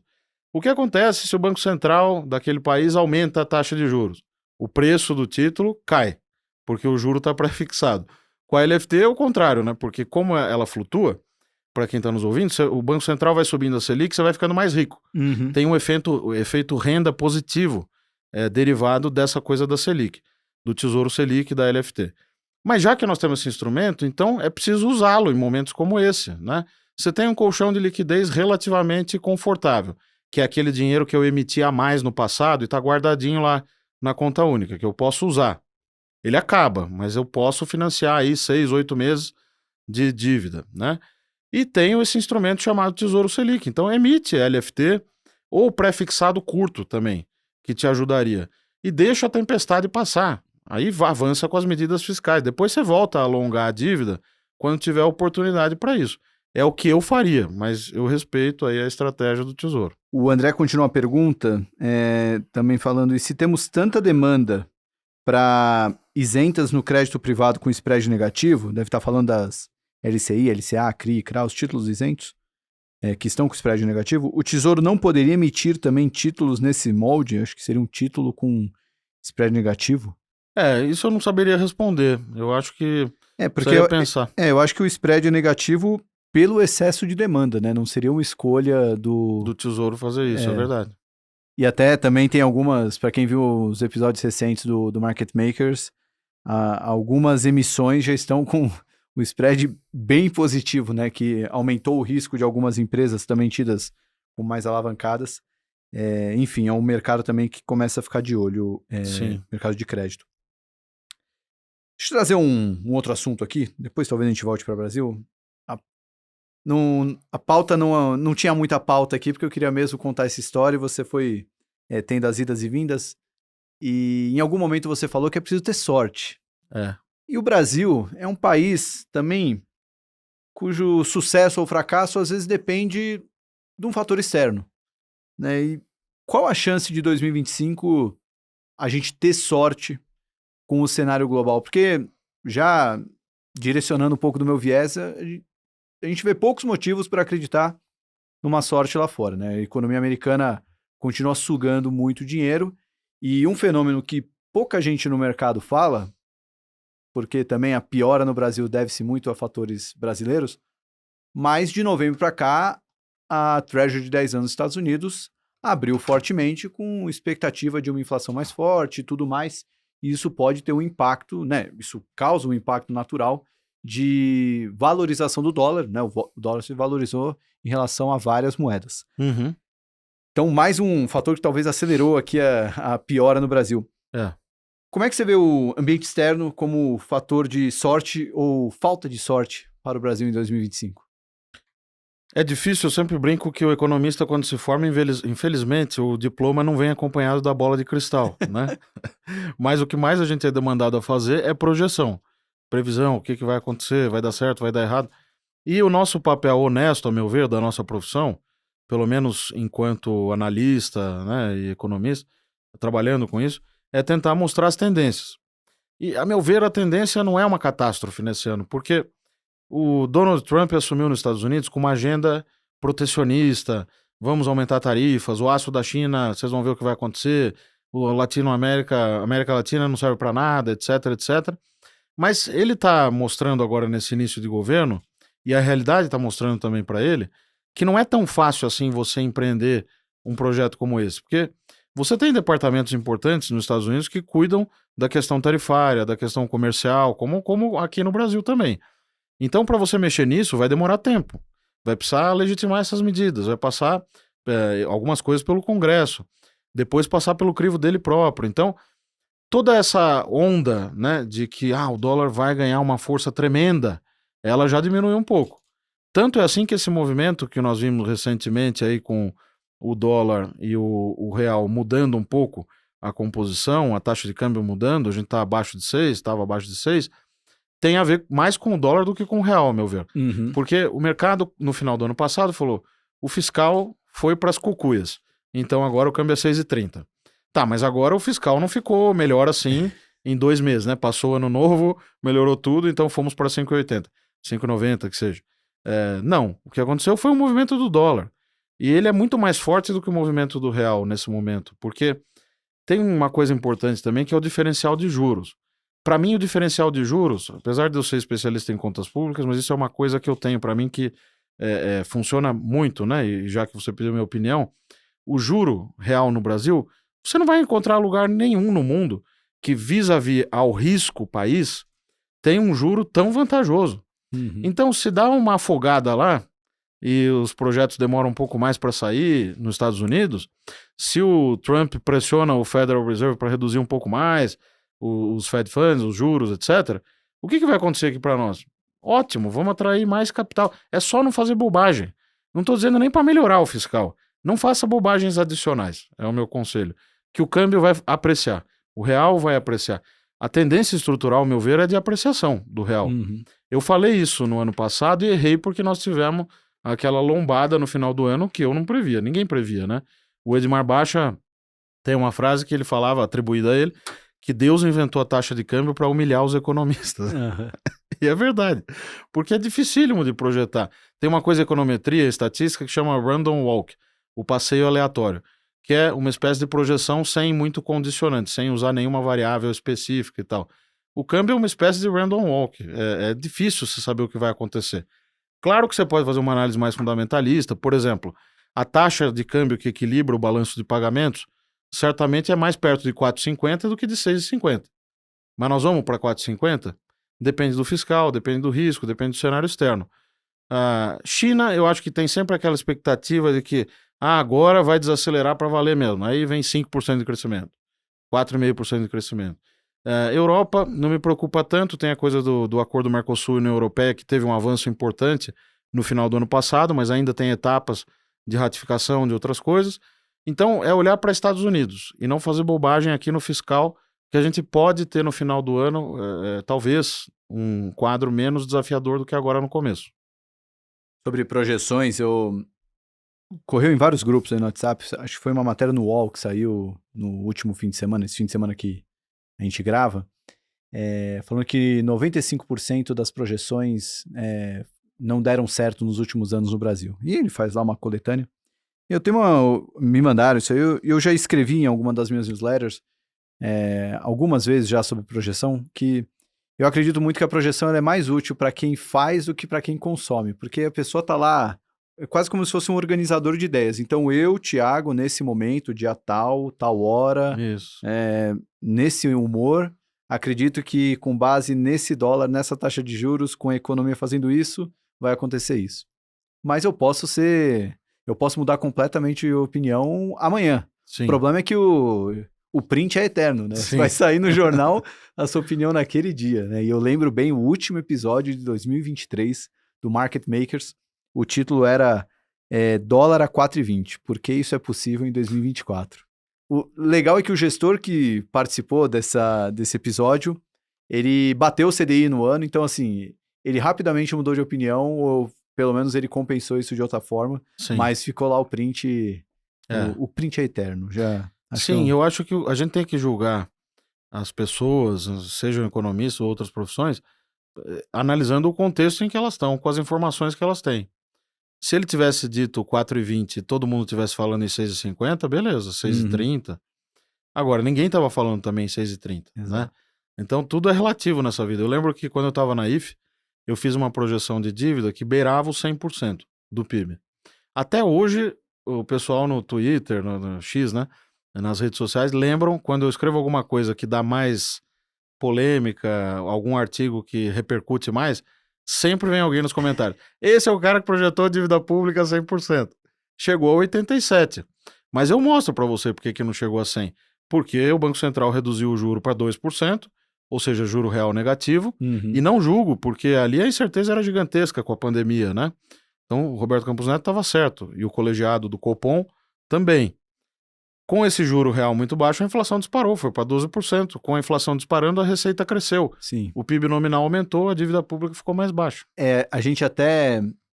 Acho que foi o episódio com o Tony Volpon que a gente meio que explicou isso, né? Porque no final do dia é uma conta, né? Tem um numerador e o denominador. E o numerador, PIB, ele cresceu com a inflação e isso o denominador, ajudou a ter esse resultado final. Sem dúvida. E o numerador também foi ajudado porque o primário ficou melhor. Tanto que o ministro Paulo Guedes fala, terminamos 2022 com um pequeno superávit. Eu acho que ele tem o mérito dele porque, por exemplo, ele congelou salários de servidores e concursos por 4 anos. A despesa de pessoal caiu de 4,2% para 3,4% do PIB em 4 anos. 0,8 ponto percentual do PIB, é muita coisa. Mas também a inflação deu uma bela ajuda camarada para produzir o resultado fiscal de 22. Felipe, acho que a gente passou por vários pontos. Queria pegar mais alguns detalhes aí até, né, da sua vivência. Mas, assim, já entendi o diagnóstico. O Brasil aí tem um grande problema que deve ser endereçado numa palavra que eu gostei, a coalizão 2027. Que é quase como, não importa se vai ser o PT ou outro governo, mas teremos que ter adultos na sala para falar, desse jeito não dá. Isso. Então vai ter que vir um ajuste per se. E de lá para cá, aguentar ali no corner para não ser nocauteado antes de 2026. Dá para dizer que tem como ficar otimista com isso? Ou simplesmente essa é a realidade, aceite os fatos, se adapte a isso, enfim? Porque não é um cenário muito promissor, né? A gente está em janeiro de 2025 e estamos falando que a solução vem em 2027. Eu não sou otimista quanto ao que vai acontecer até 26, mas relativamente ao que eu vejo dos colegas, principalmente dentro do mercado financeiro, certamente eu estou no espectro menos pessimista. Porque o Brasil não vai à bancarrota, nós não temos um quadro de insolvência, a demanda por títulos públicos é uma coisa que diuturnamente está acontecendo. Eu trabalho hoje do lado da mesa de títulos públicos lá na Warren, antiga Renascença, né, muito conhecida. Sim. Eu vejo aquilo ali, é uma coisa efervescente. O que tem é demanda por título público. Então, se há alguma coisa, há demanda por título público. Mas olha a taxa que está sendo paga. Meu caro, a vida é assim, eu preciso financiar o déficit, eu não consigo fazer superávit, eu preciso sancionar, a taxa de quem está pedindo, quem tem poupança, né? E está pedindo essa taxa, entre aspas, né, nos leilões do Tesouro. É diferente de você falar, não tem demanda a nenhum preço, a nenhuma taxa de juros, a nenhum prazo. Estamos longe disso. Já tivemos próximo disso lá no passado, principalmente quando tinha um componente da dívida pública que era que era externo, né? Hoje a gente tem essa vantagem de ter uma dívida mais doméstica, vamos chamar assim. Então, isso é ser otimista? Eu acho que não. Eu acho que o problema fiscal é grave. Nós estamos tentando resolver, acho que o ministro Haddad está fazendo um monte de coisas importantes que às vezes não são reconhecidas, aí eu acho que o mercado precisa se penalizar também e aprender a olhar mais os detalhes. Acaba acontecendo isso às vezes com o tempo, né? Por exemplo, sai o pacote e tem uma reação, mas depois ele vai mastigando, algumas coisas ele revê, o mercado, né? Uhum. E outras não e tal. E o governo também precisa aprender a lidar com o mercado, porque eles andam de mãos dadas, tem que andar de mãos dadas, né? Não adianta dizer o mercado está errado, coisas do tipo. Tem que entender que ele precisa convencer o mercado. E às vezes ele não precisa entregar tudo agora. Ele só precisa mostrar que ele é capaz de entregar em algum momento no tempo, né?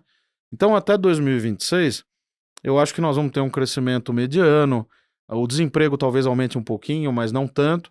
E acho que essa carga de juros que o Banco Central está colocando agora vai fazer a inflação voltar para os razoáveis 4,5%, depois de 2025 talvez, mas vai voltar para um patamar mais baixo. Então, o grupo político que aí está, o incumbente, ele chega, a meu ver, com capacidade de disputar a eleição de 2026. Está cedo ainda para dizer. E esse é um cenário que também está longe do ideal. Se você falasse, qual é o seu cenário ideal? É outro. Mas é preciso ter claro, principalmente quando tem muita gente falando na linha pessimista, que as coisas não estão tão ruins assim quanto parecem. Mas qual que é o seu cenário ideal? O cenário ideal é a gente estar crescendo 4%, uma balança comercial maior do que a gente tem para ter uma corrente de comércio maior, investimento em infraestrutura 2 vezes maior para começar do que a gente faz hoje, incluindo estados e municípios, redução das emendas parlamentares, corte pela metade dos gastos tributários, desindexação das despesas. Esse é o cenário ideal.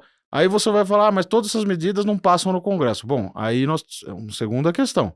Esse é o ideal, né? Como é que a gente chega lá é a política que vai nos dizer, né? Então, acho que é uma boa forma da gente encerrar essa parte do papo. Vamos lá.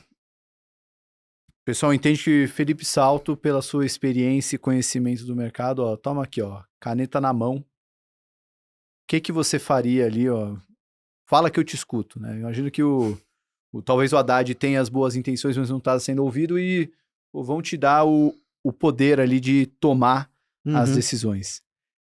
Como é que seriam os suas primeiras medidas ali do que precisaria ser feito? Aí a gente pode até brincar com, isso aqui daria para passar, eu acho que isso aqui seria o cenário arco-íris maravilhoso, né, e tal, mas como é que seria vamos dizer, essa ordem de medidas a serem anunciadas?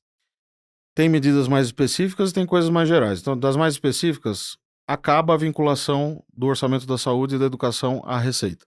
Acaba. Primeira medida específica. Segunda, não existe mais a indexação do salário mínimo a nenhum gasto social. Uma coisa é a política salarial, que é uma política de mercado de trabalho, que tem que olhar a produtividade, o emprego, etc. E a outra é a política de gastos sociais. Terceira medida, unificação de todos os benefícios sociais, exceto o seguro-desemprego, que tem uma função também de mercado de trabalho. Todos os outros vão ser unificados e o orçamento será reduzido. Ninguém que é beneficiado e que realmente o benefício seja devido para esse beneficiário vai ser prejudicado. Mas nós vamos reduzir a 2/3 a despesa com benefícios sociais, se você somar abono, BPC, renda mínima vitalícia, lei orgânica de assistência social, tudo. E Bolsa Família que tem hoje, né? Essas são algumas medidas muito duras, que eu acho que são específicas, teriam que ser feitas. Emendas parlamentares. As emendas parlamentares, nós precisamos reverter o que foi feito na Constituição, de carimbos, né, também em porcentagem da receita, acaba. Ou todas as despesas são mandatórias, como deveria ser no orçamento, ou, enquanto não se tem uma reforma orçamentária, não vai ter despesa que tenha esse privilégio em relação a outras. Por que eu pago primeiro a emenda do parlamentar tal e qual e não pago primeiro uma despesa do BPC? No BPC tem fila. No Bolsa Família tem fila. A emenda, se não for paga, o mundo acaba, né? Então, redução pelo menos pela metade das emendas parlamentares do patamar atual, que já é muito. Se reduzir 50 bi para 25, você ainda vai estar bem acima do que foi o padrão histórico se pegar 10, 15 anos atrás. Mais uma medida importante. Aí, quando você fizer isso, você já vai produzir superávit do primeiro para o segundo ano. E vai reduzir bem o déficit, pelo menos no primeiro ano. Aí você tem medidas estruturais. Gasto tributário. Tem que ter uma avaliação de todos, tudo. Tem que ter com econometria, com gente séria, chamar a academia também. O Estado brasileiro tem órgãos também competentes para fazer isso. O Comitê de Monitoramento e Avaliação de Políticas Públicas, o CEMAP. Cada benefício tributário. Então, benefício tributário para as filantrópicas. Ah, mas tem as Santas Casas. Bom, muito bem, vamos olhar tudo. Vamos olhar o que é certo e o que não é. O que gera resultado e o que não gera. Regime especial da indústria química. Ah, mas o Ministério do Desenvolvimento não vai deixar. Bom, vamos ver se funciona ou se não funciona. Tudo que você pensar que está dentro desse bolo de gasto tributário. E tem um que dá para cortar direto, que beneficia nós dois e muita gente que vai nos ver aqui provavelmente, que são os abatimentos de despesa com saúde no imposto de renda pessoa física. Agora está chegando aí a declaração do imposto de renda, eu vou pegar as notinhas lá do meu endocrinologista e vou abater. Vê se tem base isso. Você vai no Sírio-Libanês, faz uma consulta de 1.200 e abate no imposto de renda. O Estado brasileiro está me transferindo dinheiro indiretamente. Acaba com isso, 25 bi. Ah, mas não pode, porque... Bom, nós temos o SUS, que é um sistema único, integrado, universal, para todo mundo, para rico e para pobre, inclusive. Se você é rico e não quer ter plano de saúde, pode ir no SUS se quiser. 25 bi é esse... Só esse benefício dos abatimentos de despesas médicas, saúde, etc., no imposto de renda pessoa física. Muita coisa. Então, tem o que fazer, percebe? Tem muita coisa para fazer. Aí, tendo sucesso em tudo isso, faria uma reforma orçamentária, que é aquilo que a gente começou falando, a Lei 4.320, lá do governo João Goulart, para a gente reorganizar essa bagunça que virou o processo orçamentário. Tem que ter gente técnica estimando a receita. A estimativa de receita não pode sair da cachola de alguém. Tem que ser o seguinte, olha, fiz aqui minha econometria, tem também a da Fundação Getúlio Vargas, tem a da USP, tem a da UFRJ, pega 10, entendeu? E aí nós vamos ter uma projeção independente da receita. A instituição fiscal independente, acho que precisa ser fortalecida para fazer isso, inclusive. A projeção de receita não pode ser do próprio cara que está querendo gastar. Senão ele infla a projeção de receita, o Congresso, né, principalmente. Hoje o Congresso tem esse poder de fazer isso. E do lado das despesas também, discutir as despesas obrigatórias, a política remuneratória, aí entra na reforma administrativa, uma série de coisas que a gente poderia fazer para deixar o processo orçamentário mais civilizado e justo também. Pô, e você falou desse ponto lá da lei, lá da época do João Goulart. Assim, a gente tem tanta gente boa, corpo técnico mesmo, que já passou. A gente conseguiu os avanços, que você elencou vários deles na gestão FHC, né, principalmente quando começou. Por que uma lei de 1964 ela continua em vigência, não teve uma atualização? Ela funcionou por um certo tempo e parou? Ou simplesmente o Brasil tinha problemas importantes demais para olhar para isso? Por que a gente ainda continua usando? Eu vejo, é uma mistura das duas coisas, na minha opinião. Porque o senador Tasso Gereissati, do Ceará, ex-senador, na época, 2015, 2016, ele apresentou um projeto para rever essa lei. Porque essa lei, ela é pré-Constituição de 88. Então, ela foi recepcionada pela Constituição de 88 e com o compromisso de que viria uma nova lei complementar e para substituir essa antiga. Até hoje não veio. Mas o senador Tasso apresentou um projeto com a ajuda de vários especialistas e tal, Hélio Tolini, um deles, né, que foi do FMI, especialista em orçamento público, para modernizar essa legislação, mas foi devidamente engavetado esse projeto. Não houve interesse em prosperar, entendeu? Porque quando não tem o executivo liderando, a coisa não vai. Por que o Plano Real avançou? Porque o presidente Itamar Franco, com todos os problemas, deu a legitimidade, o poder e a força para o ministro Fernando Henrique fazer. E esse, por sua vez, conseguiu também mobilizar mundos e fundos para fazer com que o plano avançasse. A mesma coisa a lei de responsabilidade fiscal, já com o Fernando Henrique presidente. E outros exemplos, né? O FUNPRESP, com a presidente Dilma, que muita gente não gosta, mas se você olhar, ela conseguiu também alguns avanços. O Funpresp é a previdência do servidor complementar. O Lula também, no primeiro governo Lula, fez a mini reforma tributária e outros exemplos que a gente poderia dar. Então, quando o executivo não traça uma linha e não briga por ela, a coisa vai se perdendo. E se perde rapidamente. Eu tive uma experiência no executivo que foi a Secretaria da Fazenda e Planejamento aqui no estado de São Paulo, o governador Rodrigo Garcia, em 2022. Foram 10 meses, mas foi um aprendizado muito grande, porque aquilo é uma máquina de moer carne. E imagino que o Ministério da Fazenda deve ser mais ainda, né? Deva ser mais ainda. E vão entrando demandas que você tem que resolver. E se você não tomar cuidado, você só fica fazendo aquilo. Resolvendo o dia a dia, apagando incêndio, e aquela agenda que você tinha pensado aqui estrutural, ela some. Então é esse cuidado que precisa ter. O Ulisses tem que ter cuidado com o canto da sereia, senão ele morre afogado, né? Essa história do Ulisses, a gente gosta no mercado para fazer também analogias a sinais e ruídos, né? Sim. Focar nos sinais e ignorar os ruídos. Felipe, cara, papo muito bom. Eu vou entrar agora no ping-pong. Tá. Se surgir alguma coisinha ali, eu faço uma pergunta a mais. Vou encaixar uma pergunta extra aqui no ping-pong que fizeram comigo num podcast recente. Legal. Só lembrando, pessoal, agora é a hora que a gente vai falar dos livros, uma música, um convidado e uma pergunta extra aqui que eu tenho. Quem quiser a biblioteca atualizada do Market Makers, manda lá um e-mail pra gente, contato@mmakers.com.br. É só colocar biblioteca no assunto, a gente já vai entender o que é. A gente manda a lista atualizada, né? São mais de... A gente está no episódio 181, então cada convidado aí recomendando 2 livros, então tem uma biblioteca literalmente ali do Market Makers.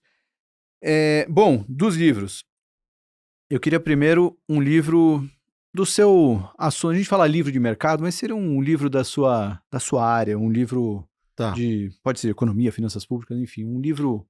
Eu sugeriria o Finanças Públicas, do Fábio Jambiage. Grande, Fábio. E da Ana Cláudia Além. É um dos principais livros de finanças públicas. E também, para fazer o jabá pro meu aqui, também o Finanças Públicas, que eu fiz com o Mansueto lá em 2016, e que o subtítulo é Da Contabilidade Criativa ao Resgate da Credibilidade. Tem outros muito bons aí também, né, que a gente poderia recomendar, de economia do setor público, ou outras temáticas correlatas também, né? Economia do setor público tem do Ciro Biderman e Paulo Arvati, que é mais um manual, tipo aquele do Stiglitz de Public Sector, né? Uhum. Que é mais microeconomia do setor público, mas é muito interessante também, né? Boa. Pô, já vários livros aqui. Aliás, tive um almoço recente com o Mansueto, umas conversas interessantes também sobre Sim. vida pré-BTG. Agora um livro tema livre. Pode ser um romance, uma ficção, um livro... Aí eu vou indicar um dos que eu tô lendo, então, que é do Dostoiévski, que eu tô Qual? lendo muito. O que eu mais gosto é Crime e Castigo. Para mim é até melhor que Irmãos Karamazov. E eu li também um recentemente, chama Ofendidos e Humilhados. Ofendidos e Humilhados. E mais um também, o Desenvolvimento como Liberdade, do Amartya Sen, que é Prêmio Nobel de Economia, mas esse livro é um livro que é para não iniciados também, dá para você ler mesmo sem ser economista. Desenvolvimento como Liberdade. Fala muito da igualdade de oportunidades e de que tipo de Estado a gente gostaria de ter para ter uma sociedade mais justa, né? Muito bom. Muito bom. Crime e Castigo, aliás, eu li ano passado e estava acompanhando sobre como esse livro teve um sucesso tão grande no Brasil, mas na Rússia nem de longe é um dos melhores livros do Dostoiévski. Tem uma certa similaridade com a sociedade brasileira, enfim. Bem legal. Fantástico, né? Os dilemas morais do Raskolnikov. Do Raskolnikov, sim, exatamente. E a tortura psicológica, né? É incrível esse livro. Agora, a pergunta mais difícil. O livro para não ler. Para não ler? Mas difícil. Consegue pensar num livro que começou a ler e parou? Desses milhões de autoajuda aí, pode não ler. Livro de autoajuda. Geralmente o pessoal é stock picker para recomendar o livro para ler e sector picker para não se... livros de autoajuda para não ler. Se pode não falar mal, não fale, né? Boa frase, gostei. Uma música e por quê? A minha música predileta é Água de Beber. Água de beber. Porque a melodia é maravilhosa e porque Tom Jobim e Vinícius de Moraes nunca mais, né? Eu tava outro dia conversando com um amigo que é dono de um restaurante no centro que eu gosto muito, no Largo do Arocho. Pra quem é de São Paulo é o Casserole, né? Aí o Léo. Aí ele falou, não, mas a inteligência artificial vai chegar num nível que ela vai conseguir reproduzir o que a dupla fez e tal. Aí ele pegou o chat GPT na hora só pra me apurrinhar e escreveu lá, redige um soneto no estilo de Vinícius de Moraes para um amigo economista cético com a IA. Aí saiu lá o soneto. Mas acho muito difícil. Difícil. Até porque a gente vai querer continuar tendo humanos fazendo isso, né? Uhum. Arte, né? E a música, ela remete o momento também, né? Geralmente as pessoas que respondem trazem, não é pela música em si, mas o momento que ela remete, a época que eu via, enfim, isso é difícil de você roubar, né? Não tem como. Uma pergunta extra aqui, antes primeiro do convidado, né? A gente sempre pergunta a um convidado que você gostaria de ver aqui no Market Makers. Quem você gostaria de ver sentado ali no seu lugar, contando a história dele pra gente? Eu acho que o governador de São Paulo é uma figura interessante. Se você conseguisse trazer o Tarcísio, eu tive um contato com ele quando eu estava no final do meu período na secretaria. Ele fez uma visita junto com o Afif, outra figura espetacular também. A gente conversou muito. Ele tem histórias pessoais interessantes, né? Uhum. Tem uma trajetória também instigante. Trabalhou com a presidente Dilma, trabalhou com o presidente Bolsonaro. Agora está fazendo uma boa gestão aqui em São Paulo. Acho que é uma figura que valeria a pena. Se você conseguir, vai ser muito legal. Vou pegar esse recorte e mandar para ele que a agenda tá rolando. Ele tá rolando essa dívida aí, talvez com esse endosso aí, quem sabe ele supera a timidez. Agora, pergunta extra. Me fizeram essa pergunta. Eu participei de um podcast chamado Sunday Drops. Um abraço aí pro Lucas, um investidor de VC. Ele pegou essa pergunta de um podcast americano, o Invest Like the Best. Ele pergunta no final uma gentileza que já fizeram para você. Eu adorei a pergunta porque estava eu e o Josué, meu sócio, e o Josué fez uma resposta que me emocionou até na hora. Mas queria ouvir de você, Felipe Salto, uma gentileza que já fizeram para você. Eu me lembrei de um caso, quando eu estava ainda na Tendências Consultoria, que foi meu primeiro emprego. Eu sempre fui meio abusado, né? Procurava as pessoas que eu admirava para tentar aprender mais, para ter oportunidades e tudo. E lá na consultoria, a principal figura é ainda até hoje o Mailson da Nóbrega, que foi ministro da Fazenda do governo Sarney. Aprendi muito com ele de contas públicas, ficava indo lá na sala dele para perguntar como foi a reforma tal, como foi isso, como foi aquilo. E num certo momento, 2013 para 14, eu tive a ideia de fazer um livro, organizar um livro. Aí eu já tinha proximidade com o Mansueto, né, que é esse livro que eu indiquei aí de finanças públicas, um deles. E começamos a organizar lá os artigos, tal, para compor o livro. E não tinha uma editora, né? Eu não tinha contato com editora, não conhecia esse mundo. Aí eu pedi pro ministro, eu falei, Mailson, doutor Mailson, não me indica alguém de uma editora, tal, da sua editora, não sei o que lá, porque ele já tinha publicado vários livros, né? Aí ele me indicou o Carlos Andreasa, né? Que era editor da Record. E o livro saiu pela editora Record e ganhamos o prêmio Jabuti. Então você vê uma generosidade, não precisava ter feito, eu tinha 27 anos. 26 para 27. Um minuto da vida dele que mudou a sua. Um e-mail que ele mandou que fez uma diferença enorme, né? Que da hora, que legal. Bom, mais uma pergunta que veio aqui. Dessa sua passagem na vida pública, algum nome que, esse cara, talvez a opinião popular não entenda tão bem o bem que ele já fez, ou tecnicamente falando, enfim, alguém que você passou a ter admiração, amizade, enfim. Para mim, o José Serra. O melhor chefe que eu tive na vida, uma figura espetacular. Ele é normalmente visto como um cara centralizador, não delega. Ao contrário, a experiência que eu tive com ele é ao contrário. Quando ele confia, ele delega. Ele me colocava para falar dos projetos dele com qualquer senador, qualquer senadora. Muitos dos contatos que eu tenho até hoje vêm dessa época, também da generosidade dele de dar voz para a equipe. Preocupado 24 horas por dia em apresentar coisas relevantes, discutir, ver quais as chances de aprovação. E uma figura muito inteligente também, perspicaz, conversa boa e tal. Ficamos amigos também, né? Além de ter sido um chefe extraordinário. Eu brinco que eu fiquei 1 ano e meio com ele, parece que foram 15 anos, de tão intenso que foi aquele período lá de 2015 e menos da metade de 2016. Bom, Felipe Salto, obrigado pela aula, obrigado pela generosidade. Muito bom ver uma cabeça tão jovem, já com tanta vivência, compartilhando tanta coisa aqui com Market Makers. Valeu e espero te ver numa próxima. Obrigado, Thiago. Eu que agradeço. Parabéns aí pelo Market Makers. É prazer poder estar aqui com você também. Eu contava lá na corretora que ia vir gravar e eles falaram, porra, esse programa é muito bom, o Thiago é muito bom. Então eu fico honrado aí também pelo convite. Legal. Então um abraço para todo mundo aí que acompanha nosso trabalho lá na corretora. A você que acompanhou o episódio até o final, não se esquece, deixa o joinha, se inscreve no canal.